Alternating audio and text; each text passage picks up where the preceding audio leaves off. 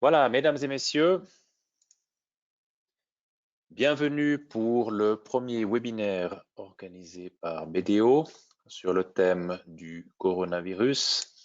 Nous allons vous présenter sur le bon moniteur.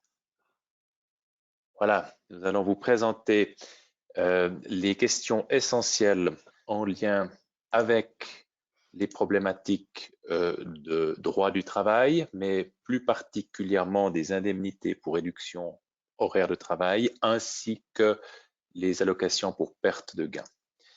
À titre d'introduction, j'aimerais juste prendre quelques dispositions au niveau d'organisation. Vous avez vos micros qui sont bloqués, vous ne pouvez donc pas intervenir. Nous n'allons pas prendre de questions pendant cette présentation pour les raisons suivantes. Nous avons déjà reçu beaucoup de questions en amont par email et nous allons certainement, même plus que probablement, apporter déjà des réponses à la très grande majorité de vos questions pendant l'heure qui suit. Si vous deviez malgré tout encore avoir quelques questions au terme de notre présentation, vous pouvez sans autre soit nous envoyer un email avec votre question ou alors vous voyez tout en bas à droite dans le menu de l'outil pour le webinaire, il y a un chapitre questions. Vous pouvez aussi écrire votre question ici et nous la traiterons, mais encore une fois, après le webinaire. À noter aussi que les slides de ce webinaire seront diffusés sur notre site bdo.ch. Voilà. En guise d'introduction, le coronavirus est un sujet évidemment d'actualité. Nous allons nous concentrer ici uniquement sur la problématique de droit du travail et d'assurance sociale. Depuis le 20 mars, nous savons que le Conseil fédéral va mettre un joli paquet d'argent à disposition des entreprises et des employés qui souffrent actuellement dans le cadre de ce corona. Les aides aux entreprises sont sous diverses formes et concernent différents segments d'activité. Nous allons nous concentrer sur le chômage partiel, sur la simplification des démarches y relatives, ainsi que sur les allocations pour perte de gain pour les salariés, mais aussi, on le verra, pour les indépendants. Nous n'allons pas nous attaquer aux autres mesures qui sont elles aussi très importantes et très intéressantes. Ce fera peut-être l'objet d'un deuxième séminaire, d'un deuxième webinaire ces prochains jours. Pour d'autres informations, vous pouvez consulter notre site internet. Nous avons une partie de notre site dédiée à cette problématique avec pas mal d'informations.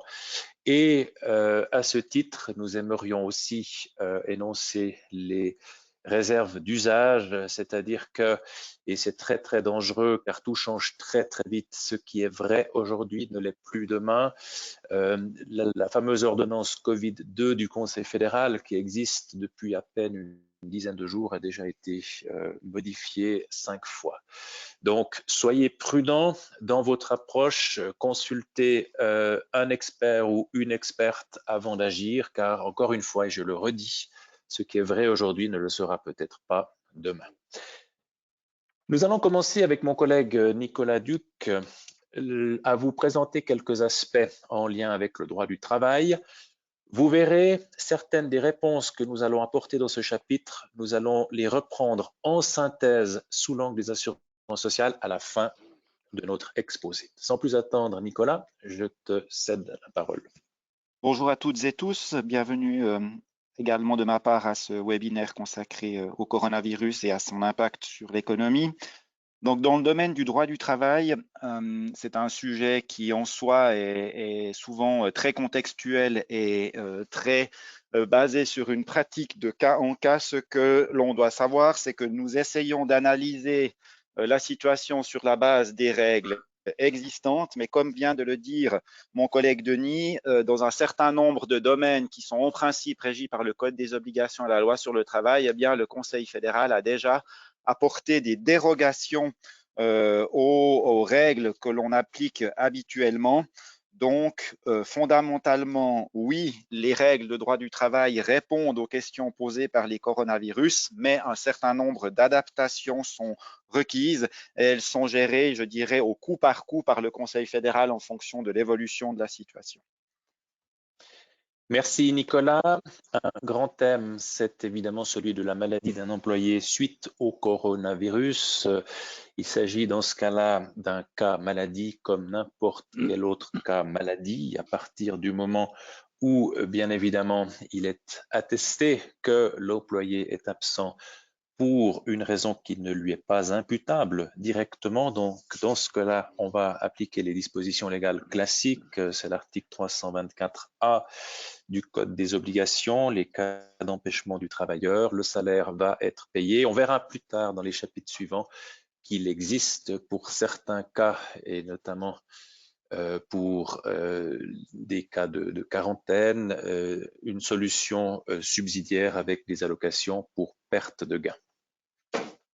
Merci Denis. Si on prend le cas suivant qui est la fermeture d'une entreprise par décision de l'autorité, on sait que l'ordonnance Covid-19 rendue par le Conseil fédéral a obligé un certain nombre de commerces à fermer leurs portes. Pour toutes ces entreprises-là, fondamentalement, en ce qui concerne les employés, eh bien, le droit au salaire est maintenu pour ces derniers, mais on le verra un tout petit peu plus tard, c'est précisément dans ces cas-ci que les règles en matière de réduction de l'horaire de travail, chômage partiel et éventuellement indemnité pour perte de gain vont jouer un rôle prépondérant de telle sorte que le risque économique final ne soit pas supporté par l'employeur, mais en partie et largement par l'État.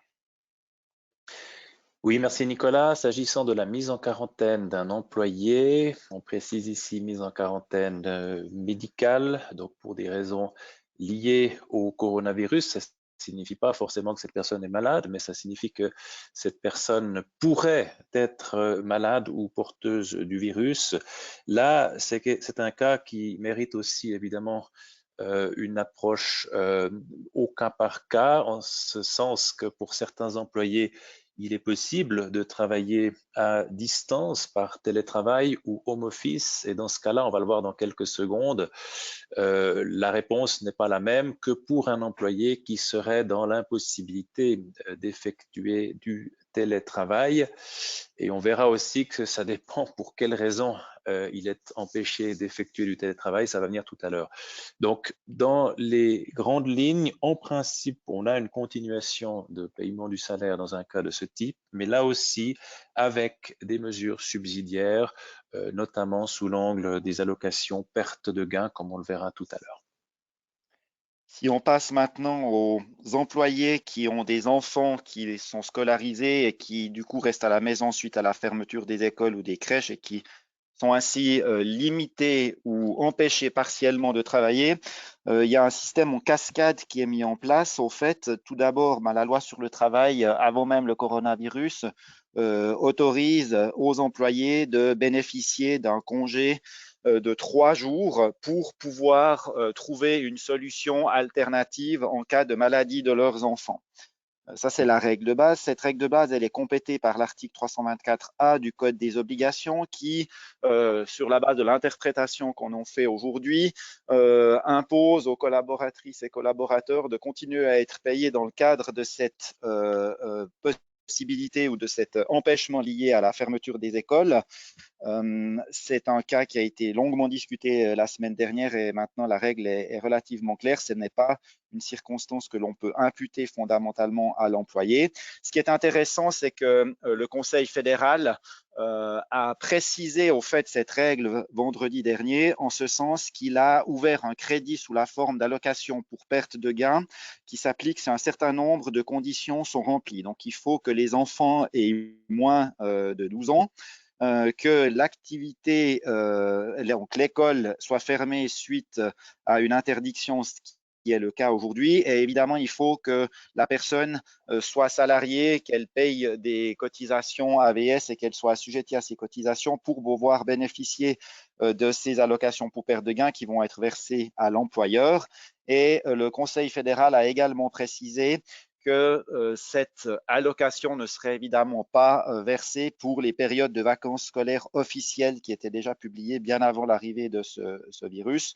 et le montant qui sera versé à titre d'indemnité aux parents qui, sur une longue durée, ne pourraient pas devraient pouvoir s'occuper de ses enfants et de leurs enfants et de ce fait ne pas pouvoir exercer leur activité lucrative à plein temps, eh bien, le montant de l'indemnité est plafonné à 196 francs par jour et à 80% du salaire. Oui, merci Nicolas. Nous reviendrons sur ces cas d'allocation, encore une fois, dans la troisième partie de cette présentation. L'injonction par l'employeur de prendre les vacances. La problématique est la suivante, bien évidemment. Dans certaines entreprises, il n'y a, par la force des choses, que ce soit en raison de décisions prises par l'autorité ou en raison de la conjoncture actuelle, de moins en moins de travail. Et l'employeur peut être tenté de dire à ses employés, prenez tous des vacances maintenant. La question, évidemment, est relativement sensible puisque avec la perte de l'offre touristique de tourisme, il est de plus en plus difficile également à prendre des vacances, même si on n'est encore pas confiné, puis qu'on peut aller se promener en forêt, bien évidemment. Donc là, à notre point de vue et conformément à la doctrine et à la jurisprudence, on ne peut pas imposer à ses employés de prendre des vacances. Il faudrait le faire au moins avec un préavis de 3 mois normalement. Par contre, s'il devait s'avérer qu'il n'y a pas d'autres mesures, il pourrait éventuellement être envisagé comme ultima ratio qu'un employeur demande à ses employés de prendre ses vacances. Nous, ce qu'on peut conseiller, c'est évidemment qu'il y ait un dialogue permanent entre l'employeur et ses employés pour essayer de trouver la meilleure solution qui satisfasse tous les intérêts, tant les intérêts des employés sous l'angle de la santé, mais aussi les intérêts de l'employeur sous l'angle de la continuation de l'activité économique. Merci Denis. La question suivante qui se pose, c'est un peu toujours en lien avec ce que vient d'exposer Denis, c'est que se passe-t-il pour les cas où l'employé avait déjà planifié un certain nombre de jours de vacances, que ce soit en Suisse et à l'étranger, et qu'on demande de les reporter. Donc là également, il n'y a pas de réponse toute faite à cette question. Il faut bien avoir en tête le but premier des vacances qui est en principe de permettre à l'employé de se reposer et de se délasser. Donc la réponse, elle ne peut pas être absolue en disant tous les reports sont admis ou aucun report n'est admis. Il faut vraiment examiner la situation de cas en cas, toujours en fonction de ce but de vacances et des mesures qui sont prises par les autorités. Il est vrai que si un confinement général devait être ordonné par le Conseil fédéral, eh bien, pour les employés qui habitent au centre d'une ville et qui vivent dans un espace plutôt restreint, on sera peut-être un peu plus enclin à octroyer un report des vacances que pour celui qui habite une villa avec piscine au bord du lac, qui, lui, même s'il est confiné, aurait peut-être la possibilité, même s'il ne peut pas voyager à l'étranger ou en Suisse, de bénéficier d'un certain repos. Donc, il n'y a pas de règle toute faite en lien avec ce report de vacances. Et là également, c'est un tout petit peu comme l'imposition de vacances. Il faut discuter de cas en cas en essayant de respecter dans toute la mesure du possible le principe d'égalité de traitement et puis faire prévaloir le bon sens dans ce domaine. S'agissant du home office, donc du travail à domicile ou du télétravail, l'employeur, en principe, ne pourrait pas ordonner aux salariés de travailler en télétravail, sauf si, bien évidemment, dans le cadre du droit de chaque employeur de donner des instructions à ses employés, il peut mettre à disposition les outils nécessaires à ses employés pour qu'ils puissent travailler depuis leur domicile. Alors, dans les activités de service, si je prends le cas, par exemple, du BDO, on a pratiquement 80 ou 90% des gens qui travaillent à la maison depuis une semaine ou 2 semaines. Donc, c'est possible. Par contre, évidemment que c'est plus difficile pour d'autres activités économiques. À partir du moment où l'employé peut travailler en home office, c'est clair que son salaire va continuer de lui être payé et il y aura, en tout cas dans un premier temps, pas d'impact pour celui-ci. À noter que s'il y a des frais spécifiques, ça c'est un point qui doit être réglé de manière très claire en amont entre l'employeur et l'employé pour savoir qui prend en charge les frais. Normalement, c'est à l'employeur de prendre les frais supplémentaires liés par la situation d'home office de l'employé, mais il pourrait partir du principe que peut-être certaines entreprises ont déjà réglé ce cas depuis longtemps et que ce cas est donc réglé dans les conditions générales ou dans les conditions d'emploi des employés.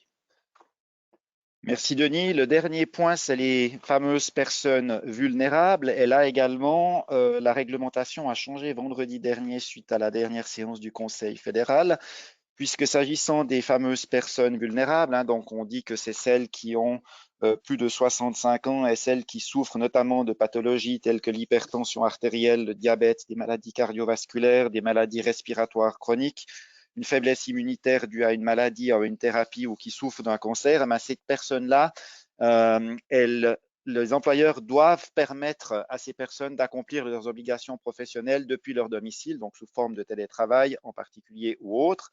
Mais si, en raison de la nature du travail ou faute de mesures pratiques, ces personnes doivent venir à leur lieu de travail habituel, elles ne peuvent y venir que pour autant que la société soit en mesure de respecter les recommandations de la Confédération en matière d'hygiène et d'éloignement social que tout le monde connaît aujourd'hui. Et si il n'est pas possible pour l'entreprise de faire en sorte que ces mesures soient respectées pour les employés vulnérables, alors ces derniers peuvent être libérés provisoirement de leur obligation de travailler sous la forme d'un congé et le salaire doit être payé à 100% pour ces personnes-là pendant cette période-là. Alors, ce qui est intéressant, c'est de savoir comment est-ce qu'on fait valoir cette vulnérabilité. Jusqu'à ce jour, l'ordonnance prévoit qu'il suffit d'une déclaration personnelle de la personne qui prétend être vulnérable, l'employeur pouvant toutefois exiger un certificat médical. Merci Nicolas, et nous allons tout de suite passer à la deuxième partie qui concerne le chômage partiel et les indemnités pour réduction horaire de travail. Et là, je salue la présence de notre collègue Daniel Blaisy, qui est spécialisé dans le cadre du consulting RH à Soleure. Bienvenue Daniel. Bonjour Et à sans toutes plus et à attendre, tous. c'est Nicolas, je crois, qui entame ce chapitre. Oui, alors là, on entre dans le vif du sujet. C'est un sujet qui fait couler beaucoup d'encre. On a beaucoup lu à ce propos au cours des derniers jours. C'est évidemment les mesures les plus importantes qu'a prises la Confédération pour pouvoir assurer un maintien de l'activité économique dès que la crise sera passée. Ce qui est intéressant, c'est de revenir un peu aux sources du chômage partiel qui n'a pas été introduit la semaine dernière suite à l'épidémie de coronavirus. C'est un domaine qui existe déjà et qui a été mis en œuvre dans le passé, notamment dans le domaine peut-être des sports d'hiver, par exemple, dans les années où il n'y a pas beaucoup de neige. Vous avez un certain nombre de liens sur les sites de la Confédération qui donnent un certain nombre d'informations très précieuses et qui sont mis à jour régulièrement en lien avec l'évolution actuelle. Mais fondamentalement, si on reprend les bases, le but principal du chômage partiel, c'est justement de couvrir une partie des frais de salaire des travailleurs dont la durée normale de travail est réduite. L'objectif étant, si Denis, tu peux aller au slide suivant, d'empêcher les licenciements consécutifs à des pertes de travail telles que celles qui pourraient avoir lieu dans une situation de Covid-19. Donc, ça, c'est important. La deuxième chose qui est importante pour bien comprendre les principes, c'est que, à la différence de l'indemnité de chômage qui est versée à la personne qui a perdu son emploi, les prestations en matière de réduction de l'horaire de travail, elles sont versées à l'employeur. Et ce qui est très important, c'est qu'il faut, on verra encore comment cet accord doit être donné, mais que les travailleurs soient d'accord avec cette mesure de réduction de l'horaire de travail. En d'autres termes, on pourrait imaginer des cas où on doit imaginer des cas où le travailleur peut refuser de se voir mettre en RHT total ou partiel. Dans ce cas-là, évidemment, faute d'accord, l'employeur doit continuer de verser le salaire au travailleur, mais ce travailleur risque très fortement d'être mis au chômage tout court suite à la situation dans la mesure où il aurait refusé la RHT. Donc, il y a une pesée des intérêts qui est faite entre le maintien du salaire à 100% d'un côté versus la réduction de l'autre. On demande finalement à chacun de faire un effort pour préserver des places de travail. Voilà, alors bonjour à toutes et à tous. Alors tout d'abord, il faut faire assez vite. si vous voulez toucher la RHT, c'est de faire le préavis. Et là, on a un changement très important. Ça a été diminué de 10 jours à 3 jours. C'est-à-dire, le préavis, vous le faites 3 jours avant que vous commencez à faire RHT dans votre entreprise. Et ça, vous posez le préavis à l'Office cantonal de l'emploi. Comme Nicolas a déjà mentionné, c'est très, très important que tous les travailleurs sont informés et qui donnent leur accord. Si ça n'est pas le cas, s'ils ne vous donnent pas l'accord, alors ils doivent continuer de travailler à 100% et comme c'est déjà mentionné, ils risquent naturellement de perdre leur emploi. Alors là, très important, informer vos collaborateurs, collaboratrices et qu'eux donnent leur accord. Ça, vous devez confirmer après aussi sur le préavis que vous avez une fois informé tous les travailleurs et en plus qu'eux, ils ont reçu, qu'eux, ils ont donné leur accord. Continuons avec le prochain slide. Peut-être juste quelques compléments à ce sujet au niveau roman par rapport à la demande. Tous les cantons maintenant ont mis en place des systèmes en ligne pour déposer ces demandes. Donc, il faut aller regarder les sites des différents cantons. Il n'y a pas besoin d'envoyer tous ces formulaires formellement par la poste. Il y a des adresses email qui ont été créées dans les différents cantons. Il faut aussi faire attention parce que certains cantons ont adapté légèrement les formulaires, en particulier celui dont tu viens de parler, Daniel, qui a trait à la confirmation de la direction selon laquelle tous les employés ont été informés et sont d'accord avec la réduction de l'horaire de travail. Et il y a des formulaires types qui ont été mis à jour sur cette base-là par rapport aux formulaires précédents. Toujours peut-être un tout petit complément avec cette fameuse approbation. Ce sera une question de preuve par la suite, au fait, puisque fondamentalement, dans les petites structures, c'est assez facile d'obtenir une discussion avec les employés pour demander leur accord à la réduction de l'horaire de travail. Quand on est dans des plus grandes structures, ça peut paraître un peu plus compliqué. Il n'y a pas d'exigence de forme écrite par rapport à ce consentement. On peut tout à fait imaginer que le consentement soit donné par oral, voire même qu'il soit donné par acte concluant, si la personne accepte la réduction de son salaire sans contester. On peut aussi partir de l'idée que c'est OK. C'est clair que là, on est dans l'urgence et on ne peut pas exiger de chacun des employés qu'il donne effectivement son accord par écrit. S'il y a un litige par la suite, on devra apporter la preuve qu'il a pu dire oui. Un email pourrait, par exemple, être suffisant. Je te redonne la parole, Daniel. Merci, Nicolas. Alors, comme déjà mentionné, l'Office cantonal de l'emploi compétent, c'est là l'adresse où vous envoyez votre préavis. Ensuite, vous avez cette carence de ces 3 jours. En plus, vous trouvez le lien sur travail.suisse où vous avez tous les formulaires relatifs à l'indemnisation du chômage partiel. Là, vous pouvez après, avec un simple pas, remplir ces formulaires et envoyer, comme Nicolas a dit, le plus simple par email, puisque vous avez tous les adresses. Ce qui est aussi important, les entreprises qui ont des succursales ou des départements qui ne sont pas à l'adresse sociale de l'entreprise, là, il faudra encore une fois où se trouvent les succursales au canton concerné. Il faut faire ici le préavis aussi dans ces cantons. C'est aussi pensable. Juste une précision, Daniel. Oui. Par rapport à ça, juste une précision. C'est juste, si je prends un exemple tout à fait basique, l'exemple de BDO, soyons transparents. Comme vous le savez, on a 34 succursales.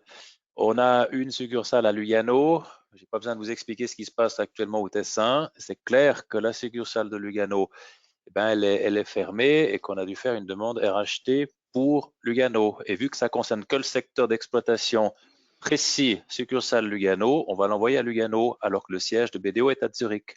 Par contre, je ne l'espère pas, mais on ne sait pas ce qui peut se passer dans le futur. Si c'est tout BDO qui commence à pécloter, eh ben, c'est clair que là, on doit faire une demande à Zurich parce que ça concernera l'entreprise in globo.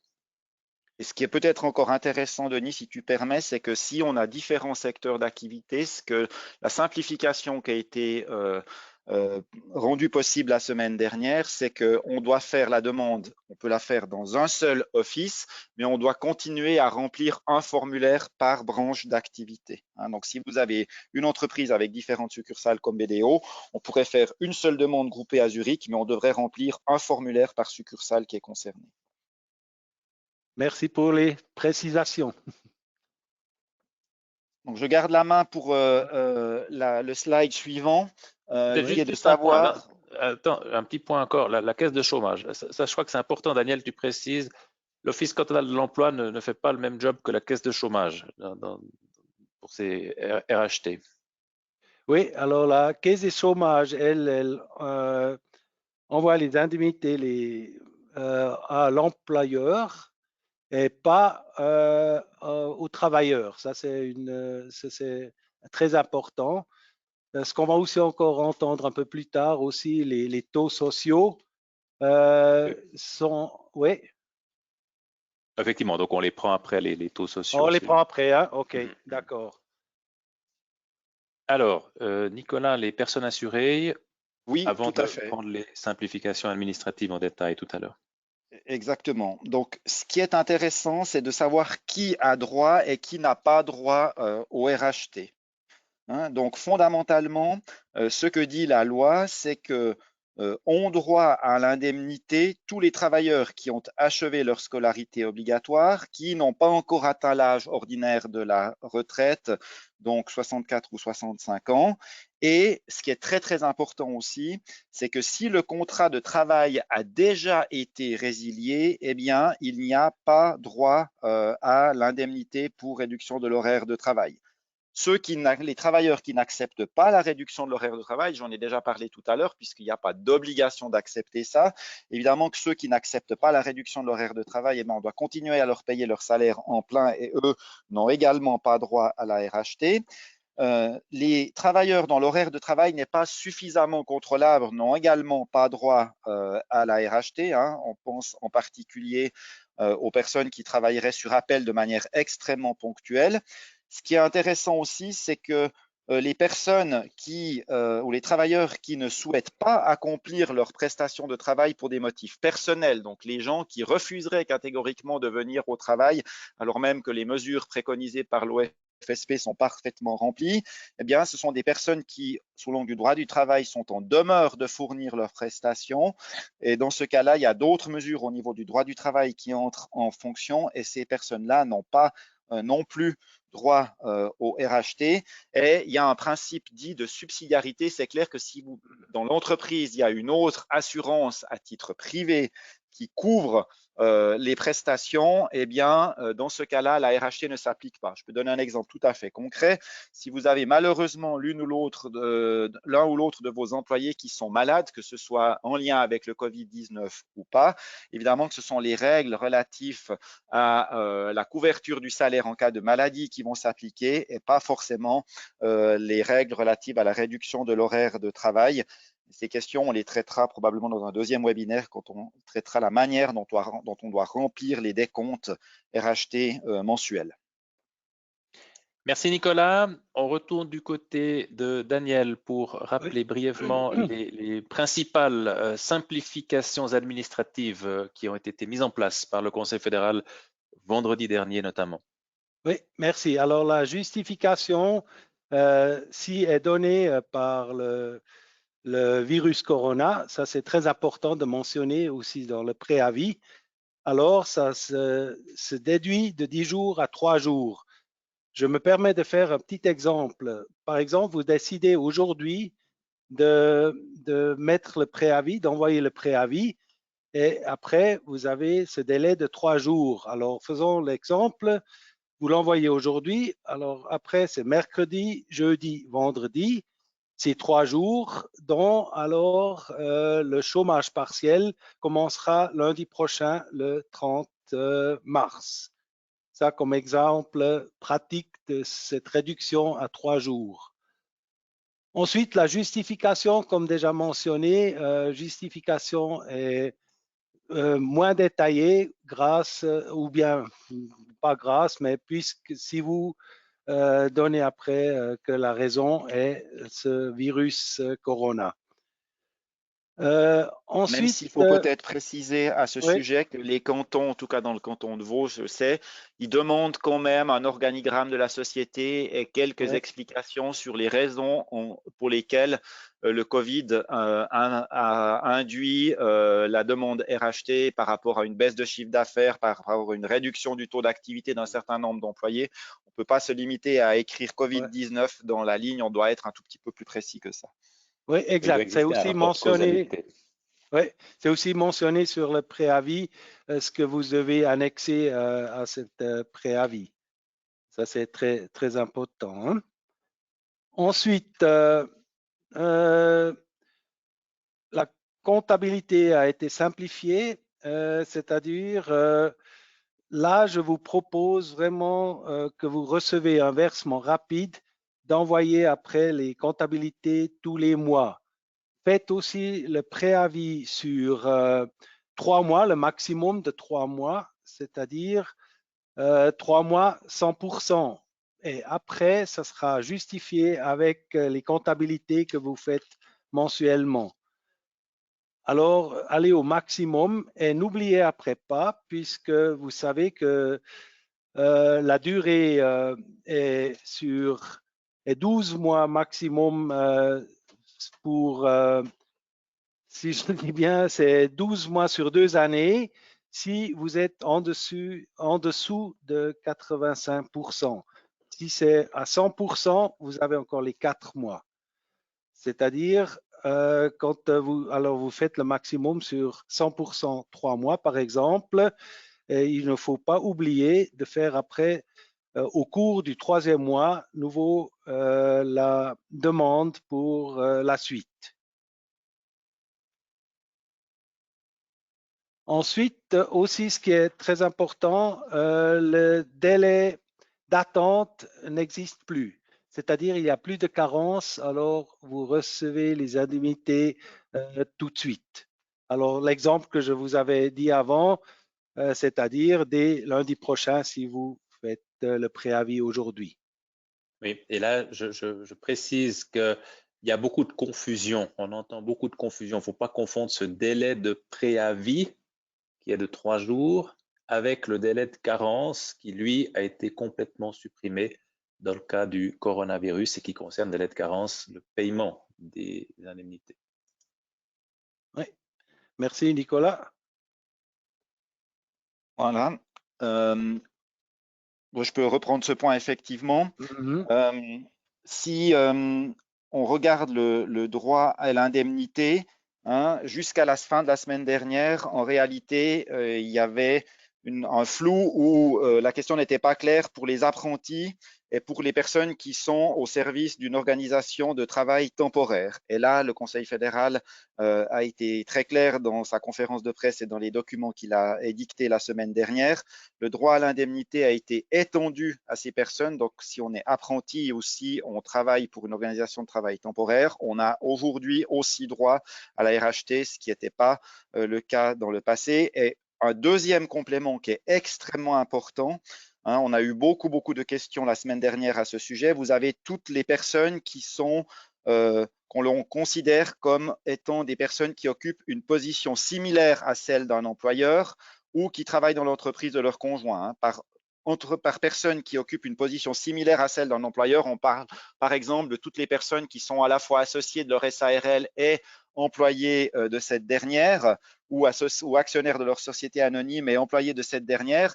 Jusqu'à la semaine dernière, ces personnes-là n'avaient pas droit au RHT. Et là également, il y a eu une extension du droit au RHT à tous ces cas de figure, également à la personne du conjoint de la dernière avec un certain nombre de limitations sur lesquelles on reviendra. Et puis le troisième point qui était aussi un point discuté la semaine dernière sur lequel une clarification a été apportée, la question se posait toujours de savoir s'il fallait d'abord réduire le solde d'or supplémentaire et des avoirs de vacances des employés pour avoir droit à l'indemnité en cas de RHT. Le Conseil fédéral a clarifié cette question.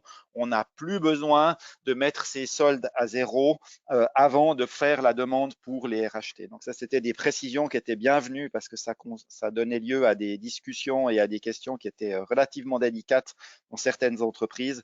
Maintenant, la situation est claire par rapport à ça. Je te redonne la parole, Daniel, pour la manière dont on calcule les prestations. Juste deux précisions encore, messieurs. Deux précisions s'agissant des conjoints, c'est-à-dire des personnes qui travaillent dans l'entreprise du conjoint.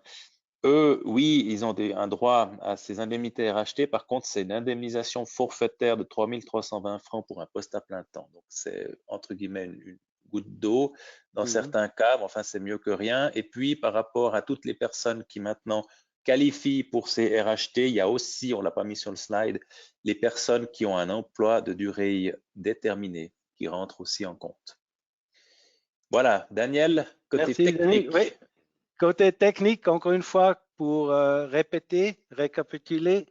Alors, comme vous le savez, l'RHT est versé à l'employeur et s'élève à 80% de la perte de gain imputable aux heures de travail perdues. Là, c'est très important que vous sachiez que vous devez déduire non, l'indemnité de HTR, je répète encore une fois, les 12 mois sur 2 années et une perte mensuelle d'heures de travail de plus 85%, c'est au maximum de 4 mois. Ce qui est important de savoir aussi, c'est le remboursement, la part patronale de l'AVS, AI, APG et AC, vous est remboursé par l'AC. Et vous déduisez sur le 100% du salaire du travailleur les taux sociaux. Alors 100% pas sur 100% du salaire. Effectivement, ça c'est important de le préciser. Peut-être une petite remarque complémentaire au niveau technique puisqu'on arrive bientôt à la fin du mois de mars. Et qu'on nous a posé la question souvent, qu'est-ce que je fais? Je viens de faire ma demande, mon préavis, mais j'ai pas encore reçu la confirmation, parce que ça peut prendre un peu de temps, etc. Et dans ce cas-là, ce qu'on propose à nos clients, c'est de faire le calcul pour le salaire en tenant compte de ces indemnités RHT et puis de mettre une remarque sur le certificat de salaire en disant que le montant définitif, respectivement que le calcul définitif du décompte salaire mars, etc., sera établi une fois réception du décompte de la caisse chômage, etc. Comme ça vous permet déjà d'être juste avec ce que vous allez verser à votre employé, mais en plus que votre employé soit au courant qu'il y aura peut-être un correctif qui sera fait le mois prochain ou le mois d'après en fonction de la confirmation des montants par la caisse chômage. Voilà, ça c'est un peu dans l'urgence, mais si vous le faites dans l'urgence, rajoutez s'il vous plaît cette remarque au bas de votre décompte salaire pour la fin du mois de mars. On va très brièvement vous parler d'autres mesures qui ont été prises par le Conseil fédéral, même si on en a déjà un tout petit peu parlé. C'est tout ce qui concerne notamment la problématique des allocations pour perte de gains. En effet, vous aviez une certaine tranche d'employés au sens large, puisque j'inclus là-dedans les indépendants qui n'étaient pas forcément couverts par ces allocations et qui souffrent aussi des effets Corona. Donc ces gens-là rentrent désormais à titre exceptionnel dans la catégorie des ayants droit. Et puis, vous avez des cas qu'on va prendre avec Nicolas, des cas particuliers, le cas de la garde d'enfants de moins de 12 ans, le cas des gens qui sont en quarantaine, le cas des artistes, etc. Toutes les informations figurent sur le site de l'OFAS, BSV, qui figure ici sur le slide. Et depuis hier après-midi, vous avez également des mementos des caisses AVS ainsi que les formulaires des caisses AVS, de même qu'un calculateur qui sont publiés sur le site AFAO-IFAO, donc avsai.ch. Nicolas, on prend dans le détail les ayants droit de ces allocations. Voilà, exactement. Donc, le premier, les personnes auxquelles ce droit a été octroyé, la première catégorie, j'en ai déjà parlé en introduction quand on parlait de droit du travail et de ce qui se passait pour les parents qui devaient s'occuper de leurs enfants de moins de 12 ans et qui, de ce fait, n'étaient pas en mesure d'exercer leur activité lucrative parce que la garde de leurs enfants par des tiers n'était plus assurée. Alors ça, c'est une catégorie de personnes qui peuvent faire valoir ce droit à l'allocation pour perte de gain, pour autant qu'elles soient employées ou qu'elles cotisent à la VSAI assurance chômage. Ça concerne aussi les indépendants, hein. Ça, c'est très important de dire. La condition, c'est d'être assuré à l'AVS, mais ça concerne tant les salariés que les indépendants. Oui. Et puis, petite précision dans les instructions qui ont été publiées sur les sites dont on vient de parler, à partir du moment où les parents en question peuvent exercer leur activité lucrative sous la forme de télétravail, donc home office, il n'y a pas de droit à l'allocation. Ça, il faut le préciser aussi. Et puis, ce qu'il faut préciser aussi, c'est que l'indemnité n'est due qu'une seule fois, hein. Si les deux parents sont éligibles à l'indemnité, on ne pourra pas la toucher deux fois, on pourra la toucher qu'une seule fois, mais ça, c'est le même principe que pour les allocations familiales et autres. Donc, il faut choisir lequel des deux parents peut l'exercer. La deuxième catégorie de personnes qui a droit à ces allocations pour perte de gain, ce sont les personnes qui sont placées en quarantaine et qui, de ce fait, doivent interrompre leur activité lucrative. Donc, si je reprends ton exemple, Denis, hein, si une personne est placée en quarantaine, mais qu'en quarantaine, elle a un ordinateur et que son emploi lui permet de faire du télétravail, eh bien, fondamentalement, elle ne va pas pouvoir prétendre à cette indemnité. Cette indemnité-là, elle vise plutôt les personnes qui sont en quarantaine et qui devraient se déplacer sur leur lieu de travail pour pouvoir exercer leur activité. Pour cette catégorie-là de personnes qui avaient une lacune jusqu'à la fin de la semaine dernière, et bien maintenant, c'est comblé. La troisième catégorie de personnes, et ça, c'est très précision aussi, oui. Je m'excuse de t'interrompre, Nicolas. Là aussi, de nouveau, hein, ça concerne tant le salarié que l'indépendant. Oui. Ça, c'est important. Voilà, exactement. Et puis, on arrive justement à la fameuse catégorie des indépendants.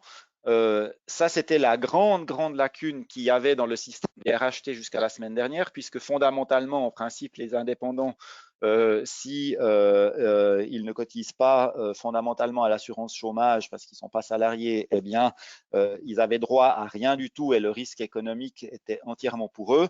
Là, le Conseil fédéral a fait une grande exception pour toutes les personnes qui exercent une activité indépendante et qui subissent une perte de gain en raison de l'arrêt de leur activité suite aux mesures prises par le Conseil fédéral pour faire face au coronavirus. Donc, on considère ici en particulier toutes les entreprises qui doivent être fermées suite à l'entrée en vigueur de l'ordonnance Covid-2, mais ça concerne aussi les personnes ou les entreprises qui, par exemple, ne pourraient pas respecter, ou les indépendants qui ne pourraient pas respecter les règles qui sont édictées par l'Office fédéral de la santé publique en matière de prévention du coronavirus et qui, de ce fait, devraient arrêter leur activité. Ces entreprises-là pourront, ces indépendants-là pourront aussi faire valoir une demande au titre de l'allocation pour perte de gain.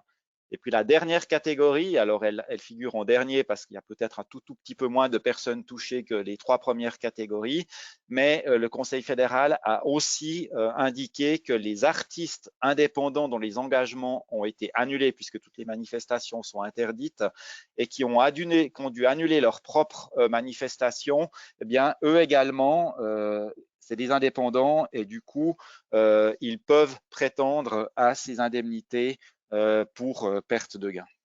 Voilà, peut-être juste encore 2-3 précisions. Comme on l'a dit, vous allez trouver plein de renseignements dans les mementos qui ont été publiés sur le site des caisses de compensation AVS.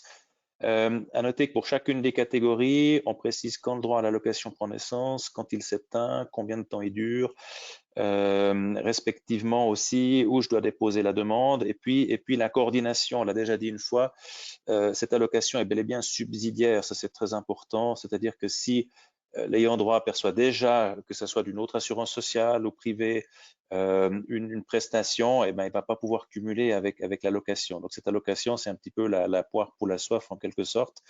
Et puis à noter, puisqu'on a parlé des indépendants avant, que les indépendants qui auraient des employés, donc du personnel, dans ce cas-là, ils peuvent demander l'indemnité RHT pour les employés, mais pour eux, et ils ont recours à l'allocation. Et puis dernière précision, les travailleurs frontaliers travaillant en Suisse, ils ont les mêmes droits et conditions d'octroi pour ces allocations-là. Par contre, et là c'est intéressant de le préciser, que s'ils devaient être empêchés d'exercer leur activité pour d'autres raisons, par exemple à cause de la fermeture des frontières, ils n'auraient dans ce cas-là pas droit à l'allocation. Peut-être encore Voilà. quelques dernières précisions, Denis, toujours dans ce contexte. Donc, le droit naît au plus tôt le 17 mars 2020 et ce droit particulier s'éteindra le jour où les mesures destinées à lutter contre le coronavirus seront levées.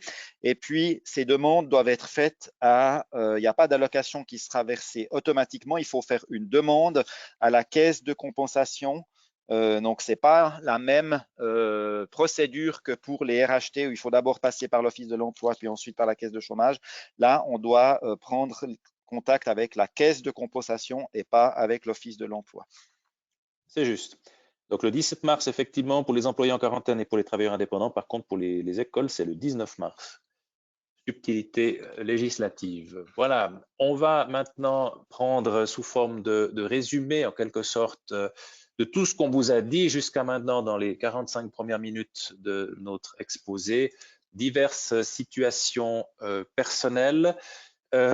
Nicolas, c'est toi qui commences ou c'est moi? Je ne me rappelle plus. C'est moi qui commence. Donc, la première catégorie de situations personnelles, on est dans les cas où on a affaire à des employés. Donc, la première question qui est revenue assez régulièrement, c'est si je suis malade, que ce soit du Covid-19 ou d'une autre maladie, eh bien, c'est un cas de maladie et le salaire doit être payé pour une durée limitée. Et il y a des assurances d'indemnité journalière. Là, ça dépend de chacune des situations de chaque entreprise. Certaines entreprises ont des délais d'attente, d'autres entreprises n'en ont pas. Les cas doivent être examinés au cas par cas en fonction de la réglementation qui prévaut dans l'entreprise par rapport à la couverture des cas de maladie. Le deuxième cas de figure, on est employé, mais mon entreprise, je suis employé, mais mon entreprise a été fermée par une décision rendue par l'autorité. Je suis employé d'un magasin de mode au centre de Lausanne. Le magasin est fermé, donc je ne peux pas aller travailler. Donc, fondamentalement, le risque, c'est le risque entrepreneurial de l'employeur qui doit continuer à payer le salaire de ses employés, mais l'État a pallié à cette problématique en ouvrant largement le droit aux indemnités en cas de réduction partielle de l'horaire de travail ou le chômage partiel. Et puis le troisième cas de figure, c'est mon médecin m'a mis en quarantaine parce que je suis une personne qui est considérée comme étant suspecte ou susceptible de transmettre le virus. Donc, dans ce cas-là, comme la quarantaine a été ordonnée par le médecin, le salaire doit continuer à être payé à 100% par l'employeur et il y a un petit allègement en ce sens que pour une durée limitée à 10 jours, une indemnité pour perte de gain est possible. Voilà, merci Nicolas. On va continuer avec un deuxième cas de figure, enfin d'autres questions, toujours en lien avec le fait que je suis un employé. Qu'est-ce qui se passe si je veux pas aller travailler parce que j'ai peur, parce que j'arrête pas de regarder la télévision, d'écouter la radio, plutôt que d'aller me promener dans la forêt et de penser à autre chose en écoutant les oiseaux? Dans ce cas-là, il n'y a pas de continuation du paiement du salaire parce que c'est en quelque sorte un abandon de poste à partir du moment où on peut démontrer, bien évidemment, que l'employeur a mis en place toutes les normes promulguées par l'Office fédéral de la santé publique en termes notamment de social distancing et d'hygiène. Dans ce cas-là, il n'y a pas non plus d'indemnité pour réduction d'horaire de travail. Si j'appartiens maintenant à la catégorie de ces personnes vulnérables avec certificat médical, comme ça a été mentionné plus tôt par Nicolas, dans ce cas-là, je rappelle ce que dit l'ordonnance Covid-2, c'est-à-dire que, a priori, je ne dois pas être dans l'entreprise, c'est-à-dire que je dois travailler par télétravail. Par contre, il y a des cas où il n'est pas possible techniquement de travailler par télétravail. Dans ce cas-là, l'entreprise doit tout mettre en œuvre au niveau des mesures d'hygiène, de sécurité, etc., pour que ma santé ne soit pas mise en péril. Et dans ce cas-là, je dois travailler dans l'entreprise, mais si ça n'est pas possible, dans ce cas-là, je n'ai pas besoin de travailler ni en télétravail ni dans l'entreprise et je vais avoir mon salaire à 100%, de même que cette fameuse indemnité pour perte de gain pour une durée de 10 jours s'agissant des personnes en quarantaine, si je suis en quarantaine, bien évidemment, et je le serai puisque je ne pourrai pas être présent sur place. La problématique des enfants jusqu'à 12 ans révolue ensuite de la fermeture des écoles. Là aussi, en résumé, au niveau du salaire, le salaire va continuer d'être payé par l'employeur et puis à certaines conditions qu'on vient d'évoquer, on pourra indemniser ce paiement de salaire par le biais de la perte de gain, par la caisse de compensation. On a vu que les conditions étaient assez restrictives, que notamment cette indemnité n'entrait pas en cause si la personne, malgré le fait qu'elle a 3 enfants sur les genoux, peut faire du télétravail à la maison. Et puis aussi, subtilité, pas d'indemnité pendant les vacances scolaires. Alors là, les caisses ont émis des directives relativement fines par rapport à cela, c'est-à-dire que on précise aussi que si dans les vacances scolaires, habituellement, il n'y a pas de solution de garde dans les écoles, ben dans ce cas-là, on est censé s'organiser, donc il ne va pas y avoir droit à l'allocation. Par contre, si la solution de garde qui est prévue pour les vacances scolaires, elle n'est pas disponible à cause du corona, par exemple parce que la solution de garde a été fermée ou bien parce que la seule solution de garde c'était les grands-parents puis qui sont personnes vulnérables, dans ce cas-là, malgré le fait qu'il y a des vacances scolaires, l'allocation restera garantie. Donc on le voit que le diable se cache parfois dans les détails. Nicolas? Oui, pour la troisième partie, on est toujours dans la catégorie des employés. On revient sur une question qui a été posée très régulièrement, on l'a déjà en partie évoquée. Mon employeur veut m'imposer des vacances, qu'est-ce que je peux faire? Donc, comme indiqué dans les règles générales du droit du travail, en principe, il y a un délai de préavis de 3 mois, largement accepté pour fixer les vacances d'un commun accord entre l'employeur et l'employé. Donc, fondamentalement, l'employeur n'a pas la possibilité d'imposer à court terme des vacances à ses employés dans la mesure où il y aurait une baisse drastique de l'activité. Ce qui est en revanche possible, c'est en fonction du système qui est en vigueur dans l'entreprise, s'il y a un solde d'heures libres dans ce qu'on appelle l'horaire de travail flexible, eh bien, pour autant que ce soit prévu dans le contrat de travail, on pourrait imaginer que l'on puisse imposer aux employés d'utiliser ce solde de travail flexible en se mettant en heures négatives, en espérant qu'une fois que l'activité économique va reprendre, eh bien, ce solde d'heures négatif puisse être compensé par un solde d'heures positif. La compensation des heures supplémentaires sous l'angle strict du droit du travail, ce serait envisageable. On a vu que le Conseil fédéral avait un peu assoupli les règles en matière de droit au RHT. Et ce qu'il faut peut-être préciser aussi, ce qu'on peut lire dans les commentaires en matière de droit du travail, c'est que cette possibilité d'imposer des vacances, elle existe, oui, mais ça doit vraiment être la dernière mesure avant la faillite de l'entreprise. Donc, ça veut dire que c'est peut-être le dernier effort qu'on demanderait aux employés, c'est de dire, écoutez, maintenant, il faut prendre une partie de vos vacances parce que si vous ne les prenez pas, eh bien, nous, on doit mettre la clé sous le paillasson. Ce qui est intéressant aussi et ce qu'il faut peut-être savoir, c'est que si on est dans un cas où on impose ou on prévoit des vacances, eh bien dans ce cas-là, le Covid n'a pas changé grand-chose. Pendant que l'employé est en vacances, il a droit à 100% de son salaire et dans cette phase-là, évidemment, il n'y a pas de droit aux indemnités pour réduction d'horaire de travail. Donc, pour les petits malins qui voudraient profiter de les réductions d'horaire de travail pour prendre des vacances prolongées, cette possibilité n'est pas offerte. Deuxième cas de figure, toujours en lien avec les vacances. J'ai déjà posé mes vacances et j'ai obtenu l'autorisation de les prendre. Là, je ne vais pas revenir très longtemps sur ce que j'ai dit au début. Le report des vacances doit être examiné de cas en cas en fonction du but de ces dernières qui est de permettre à l'employé ou au collaborateur de pouvoir se reposer. Le dernier cas de figure, toujours pour les employés, c'est si on travaille à domicile. On l'a déjà évoqué peut-être de manière non synthétique dans les précédentes minutes. Mais fondamentalement, si les personnes travaillent en home office et qu'il n'y a pas de réduction d'activité, le paiement du salaire ordinaire est dû pour le travail accompli. Ça n'a rien à changer. Comme l'a déjà indiqué Denis, fondamentalement, les moyens de travail doivent être mis à disposition des employés. Donc, c'est essentiellement un ordinateur et le code des obligations prévoit que les frais supplémentaires liés au home office doivent être en principe pris en charge par l'employeur. On pourrait imaginer pas des cartouches d'encre pour l'imprimante ou d'éventuels frais qui seraient engagés par l'employeur. Par l'employé du fait de ce home office. Là également, je recommanderais plutôt une approche assez pragmatique une fois que la période de home office sera passée pour voir dans quelle mesure les frais sont importants et de trouver une solution avec les employés. Merci Nicolas. Nous allons maintenant prendre la situation de l'autre côté de la loupe, c'est-à-dire du côté de l'employeur. Et dans un premier temps, je suis un détenteur d'une entreprise individuelle.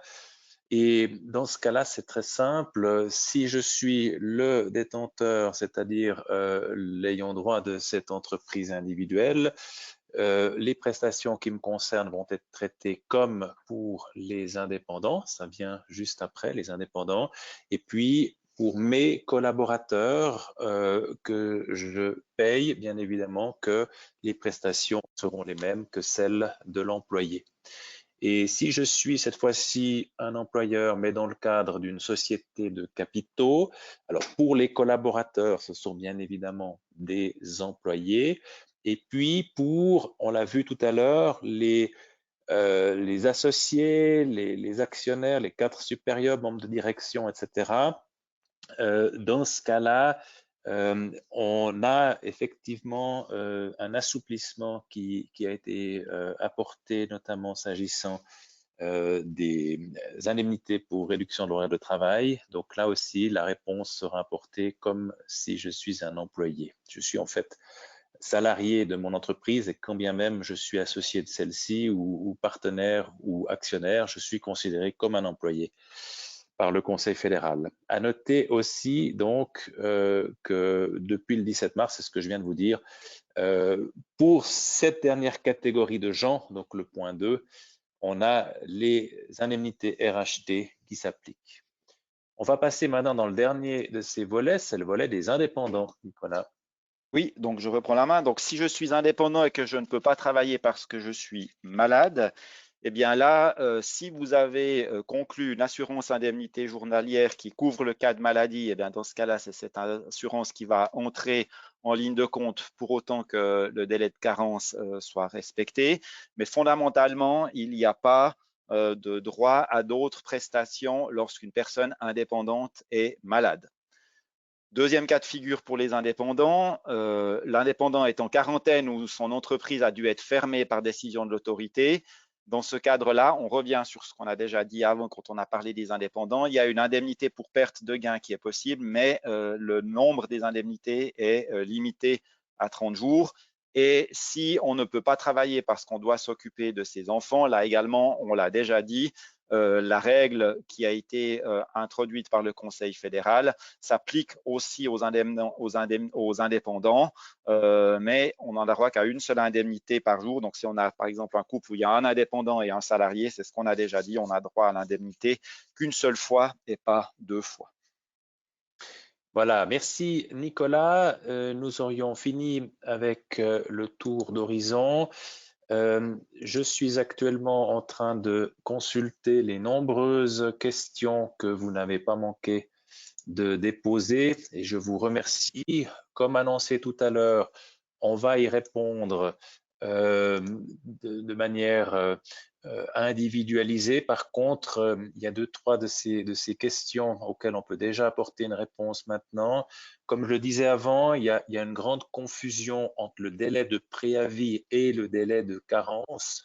Le délai de préavis, c'est pour annoncer que l'entreprise va recourir aux indemnités pour la réduction horaire de travail. Et ce délai de préavis de 3 jours existe toujours.